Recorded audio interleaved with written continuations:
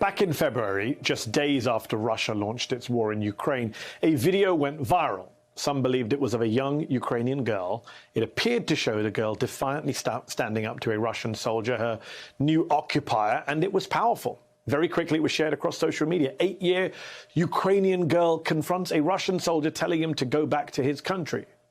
Brave little girl confronts invading Putin's army. Hashtag defend Ukraine. This is courage, people wrote. But that wasn't a little Ukrainian girl confronting a Russian soldier. Fact-checkers and people who knew the girl quickly noted it was actually Ahed Tamimi, an 11-year-old Palestinian girl at the time. The footage was nearly 10 years old. Ahed Tamimi was confronting Israeli soldiers in the occupied West Bank in 2012, asking them to release her 15-year-old brother, who had just been arrested. The thing is, as soon as we found out the girl defiantly standing up to an occupying military was not Ukrainian, but Palestinian, the world looked away from what her plight might have been. There could be no comparison to Ukraine, no similarity between Ukrainians who are suddenly under Russia's vicious and illegal occupation and Palestinians who have been living under a brutal Israeli military occupation for more than 5 decades. For Ahed Tamimi, though, her experiences spoke for themselves. She was photographed earlier in 2012 protesting the arrest of her mother and confiscation of her home by Israeli forces. In 2015, she was seen fighting an Israeli soldier who was holding down a Palestinian boy. It was in 2017 that she was arrested. This time she had taken part in a protest opposing new illegal settlements being built near her village. Clashes between soldiers and protesters erupted. Tamimi's cousin was shot in the head and severely wounded. Hours later, Tamimi confronted 2 soldiers who were outside the entrance to her family's home. She slapped and kicked them for what happened to her cousin and was then arrested and charged with assault. After pleading guilty to a few charges, she served 8 months in prison at just 16 years old. She managed to get her high school diploma while in prison and was released in 2018. For Palestinians, Ahed Tamimi quickly became a symbol of the resistance against the occupation, a child who fought back against a life overshadowed by foreign occupiers. In Israel, though, she and her family have, surprise, been denounced as terrorist sympathizers by some Israeli lawmakers. She's also been accused of being an actress staging these incidents, mockingly nicknamed Shirley Temper by pro-Israeli bloggers. Whatever you may think of her, based on the news and images you see, she's now out with a memoir to tell her own story in her own words.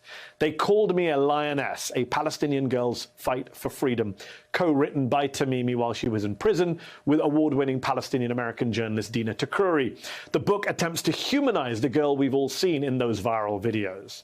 Quote, "In a state that controls every aspect of my life, I have become the object of widespread enmity. Some even want me dead for daring to insult the central symbol of their occupation," she says. "But what I did was a natural reaction to seeing belligerent foreign occupiers on my family's land, an immoral army that had just nearly killed my cousin and was now shooting at children from the entrance of my home. And now I must pay for what I did." Ahed Tamimi there. Joining me now is the book's co-author, award-winning journalist and senior presenter at AJ+, Dina Takrouri. Dina is also the daughter of Palestinian immigrants herself. Dina, welcome to the show. How did this book, co-written by you and Ahed Tamimi, come about? I believe she started writing it in prison. What made you want to get involved? First of all, thank you so much, Mehdi, for having me on. This book came about actually after she was released from prison. I was in Palestine in 2018, and I happened to be one of the first journalists who got to sit down with her the day after she was released from prison. We did a full interview, and I put it into a documentary that I had filmed the week prior about her village of Nebi Saleh. I was completely blown away by her. This was a girl who at the time was 17 years old, had just been in Israeli prison for 8 months, and yet came out and spoke with such clarity and poise and conviction, and was able to articulate the hopes and dreams of Palestinian children and the Palestinian people at large in a way that I hadn't really heard before. I was very inspired. And so months later, I approached her and the family with the idea of writing this book together. And I'm very grateful that they trusted me enough to do it. So how hard was a book like this to write? Not just because, co-writing a book is hard in itself. I've done it, it's hard. But being in different countries, being in different parts of the world, a book like this that needs researching in a conflict that seems to be so hard to report on. There are always several narratives, each side disputing the others. There are challenges to people's reporting. There are objections to people's reporting. We know the Israeli government doesn't like reporting on the occupied territories. How did you navigate all of that? Or was that really just not a challenge when you were writing this book, I wonder? I mean, logistically speaking, yeah, I flew to Palestine. I spent a good amount of time with her, interviewing her, recording those interviews, getting to know her well. I was very fortunate that she trusts me a lot. We had an instant rapport, and she was vulnerable with me in a way that, translates in this book. But, despite what a lot of U.S. media culture will have you believing, Mehdi, it's really not that complicated to write about Palestine and Israel.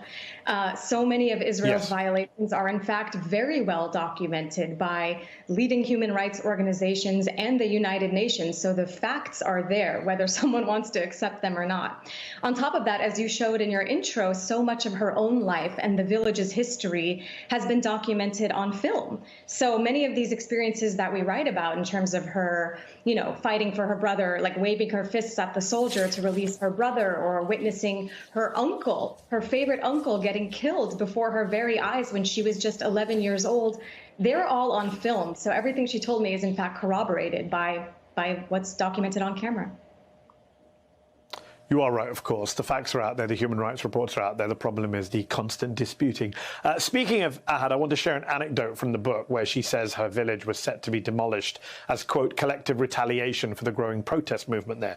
She writes, and I quote, as a 9-year-old who wanted nothing more than to be with her best friend at all times, I rejoiced at the prospect of being forcibly displaced. Mara's house was spared a demolition order. And so she and I figured that once the bulldozers came in and destroyed our house, my family would migrate down the street to take refuge in hers. We even had all the details figured out, like where I'd sleep and hang my clothes. Our lives would be so much better once we were living together. We just knew it. And Dina, it's just reading that out loud, it's such a stark reminder that, I mean, the occupation, the war, the Israeli troops, the demolitions, and yet this is a normal girl who wants to hang out with her friend and wants to find a kind of silver lining to all of this.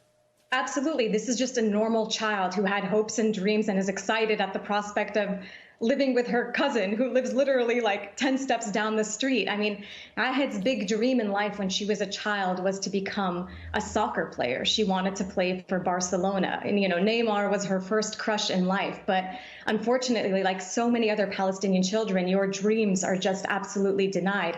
After she saw her father getting arrested several times throughout her childhood, and after she witnessed the murder of her favorite uncle before she was even, I believe, 11 years old, she changed course and said, soccer is not going to help me or the Palestinian cause. I want to study law. I want to do something to advocate for my people.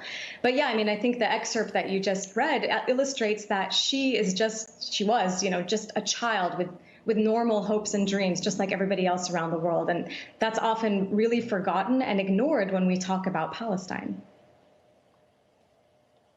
So you mentioned the American media coverage of the conflict, which is deeply problematic. It's not just the American media coverage, it's the American political relationship with Israel. Isn't it a problem, Dina, that even the most pro-Palestinian politicians here in the US have their own lines that they won't cross? For example, Senator Bernie Sanders is probably the most pro-Palestinian politician in the United States Senate. Here's what he told you in 2017, and here's how he acted when you pushed him on the boycott, divestment, and sanctions movement, the BDS movement. Have a listen.